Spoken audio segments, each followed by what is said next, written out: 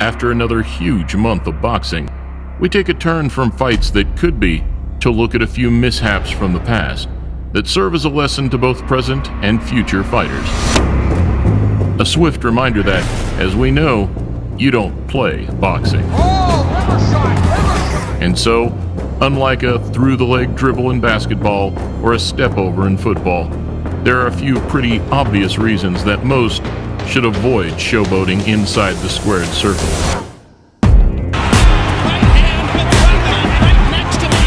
Whilst Roy Jones' rooster punch, Ali's shuffle, and Hamid's low hands all made for incredible viewing, a short lapse in concentration for a lesser fighter could have devastating consequences. Landing a hard punch and a knockdown. That is a flat-out knockout. Mayorga asking Mosley to hit him, which he did. Here we look at 5 high-profile occasions where the showboating went very wrong. Welcome to a Motivedia presentation.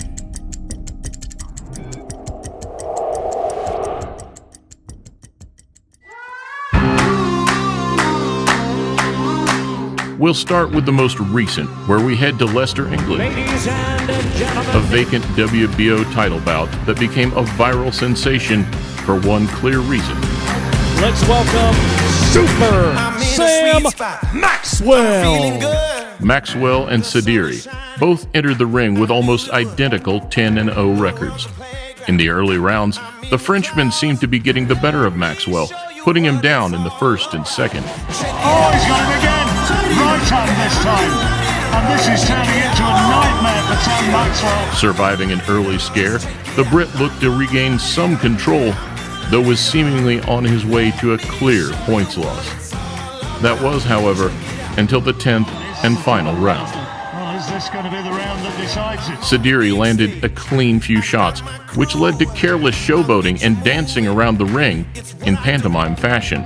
He had low hands, chin exposed, and with just 14 seconds to go, Maxwell landed the shot of his career.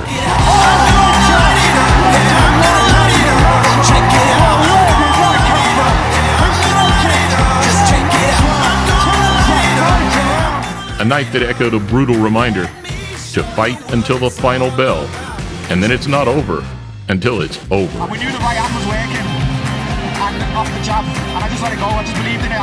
I think he switched off for a little bit, and I just took my chances.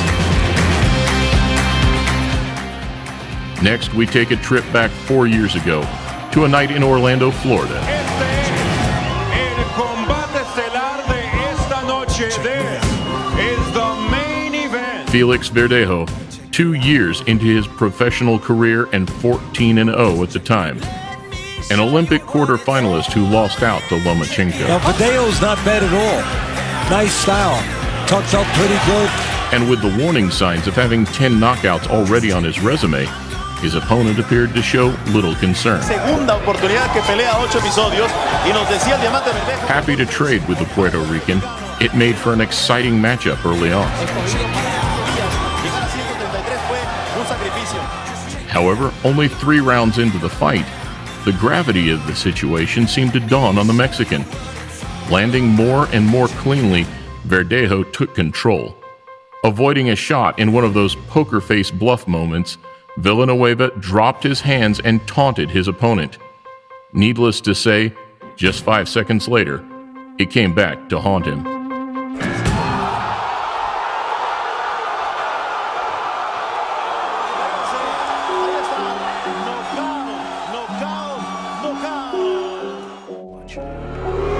Some of you love him, some of you hate him, but you know what he does? Just like Floyd Mayweather, he evokes emotions. 8 months prior, at the end of 2013, we revisit that unforgettable night in Texas. When you leave this press conference, don't stutter! Don't stutter! Y'all better know I'm going for the knockout. Adrian Broner, 28-0, looked to be on the path to superstardom. However, against the rugged and heavy-handed Argentinian came the rude awakening that many believe he needed. December 14th, we weren't about Maidana. You know, I respect this coach.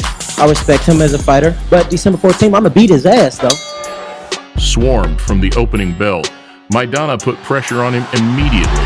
Raises him with the right hand. Maidana off to a very quick start here. And in a moment of disrespect, Broner taunted his opponent at the end of the first. Oh, wow. Another gesture which would come back to haunt him later in the fight. Uppercuts, the last one just grazing the chin. Punishing to the body and head, Maidana landed a left hook in the second that floored Broner for the first time in his career. And lead by Maidana that sticks another right hand. Broner goes down for the first time in his career. And despite seeming to recover mid-fight, round 8 saw another looping left hook send him down. The hook got Broner for the second time. He's been knocked down twice, felt a lot of power, yet he still tries to come forward. Winning by unanimous decision came a satisfying victory for the Argentinian, and watching Broner leave the ring without congratulation or being interviewed was clearly a huge reality check for the American. I'm okay.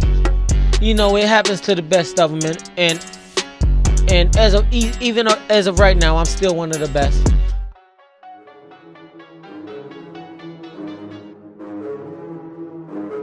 Moving back still, we remind another 18 months to Quebec, Canada. At the Bell Center, in front of 15,000 fans, the unbeaten Butte came in against Olympic bronze medalist Edison Miranda. Well, I don't think they need to count rounds. They just need to make sure that they win the fight. Looking the sharper and smarter fighter, Butte looked comfortable during the first couple of rounds, moving well and unloading flurries of punches where his Colombian opponent looked to land power shots. Frustrated and having little success, Miranda tried to get into his opponent's head, taunting Butte at the ending bell of the first, then carelessly dropping his hands in the third. And just like the fighters featured previously, we know how this ends. Hands on hips, stood up straight, Miranda suffered a careless lapse of concentration and false confidence. Regaining stance and walking forwards, he found himself immediately on the receiving end of a vicious left uppercut. Leading up to the fight, but down he goes. And a short punch inside. Can he gather? That's it.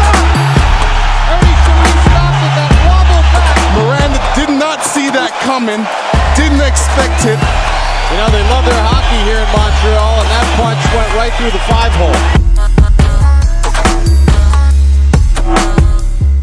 Last up, a night 15 years ago in California that saw the collision of two solid lightweights. Two fighters that had been beaten previously, but still had a lot at stake. In what was always destined to be an all-action fight, the pace was high from the get-go. Like Robbie does. There's why. Yeah, exactly. Despite landing some crisp flurries of punches early on, Payton saw himself fading in the middle rounds. Maybe turning. Nate Campbell maybe turning the tide in this fight. As Campbell, the bigger puncher of the two, looked to be capitalizing, piling on the pressure. Punching power, especially in the right hand, is starting to impose itself on this fight on Robbie Payton. In 5, looking to be on his way out, Payton was caught with a sickening body shot, doubling over in obvious pain. That body shot. What a body shot. If Campbell goes back down to the body, this fight will end. Knowingly hurt, Campbell grew more and more confident, with little return fire coming his way. Just 20 seconds later, the American dropped his hands, playing with his opponent. And right on cue, the Australian unloaded the biggest left hook of his career. That's a left hand by Payton, and down goes Campbell. Another instance where one single punch and split-second reaction can completely flip a fight on its head. Played with his opponent, was completely overconfident with his hands down, got hit right on the chin with a perfect left hook, and was knocked out. 5 harsh reminders that boxing is not for the faint-hearted, and that no matter the circumstances, to fight to the final bell.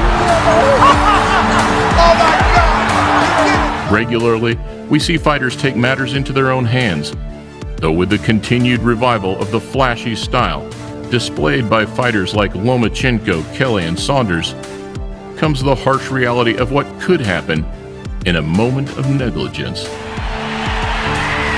Unbelievable! Unbelievable! Richard Steele stopped the fight with fewer than 5 seconds to go.